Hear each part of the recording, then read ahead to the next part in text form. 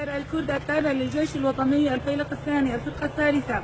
نؤكد على مشاركتنا في عملية غصن الزيتون من أجل دحر إرهاب وتسلط الأحزاب الانفصالية المتطرفة والتي قامت بالاستيلاء على قرار الشعب الكردي بشكل عام وعلى المرأة الكردية بشكل خاص بقوة السلاح، ومورس بحقنا مختلف أنواع الإرهاب الفكري والجسدي والتجنيد الإجباري بهدف خدمة الإجنادات الخارجية. وتم وضعنا في مواجهة باقي أطياف الشعب السوري العظيم، وتم حرماننا طيلة الفترة السابقة من أبسط الحقوق ومنعنا حتى من إبداء الرأي، ومعظمنا دخل سجون هذه الأحزاب وذقنا فيها شتى أنواع العذابات. وعليه نعلن استمرار كفاحنا ونضالنا حتى نتمكن من القضاء على التنظيمات الإرهابية وتنظيم عفرين وريثها من حزب بي-كي-كي الإرهابي.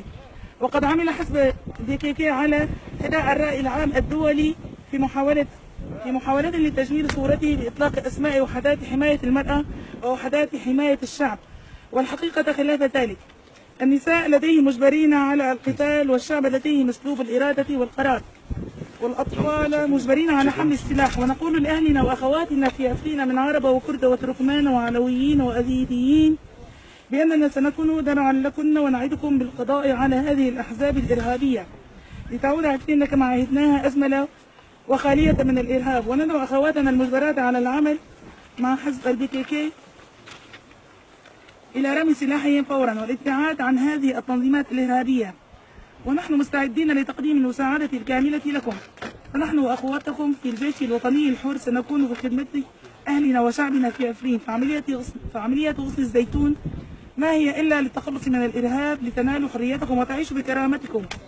وهنا لابد من أن نقدم الشكر للجيش التركي الشقيق الذي يقدم لنا العون والمساعدة للقضاء على الإرهاب والمتمثل بحزب بي-كي-كي.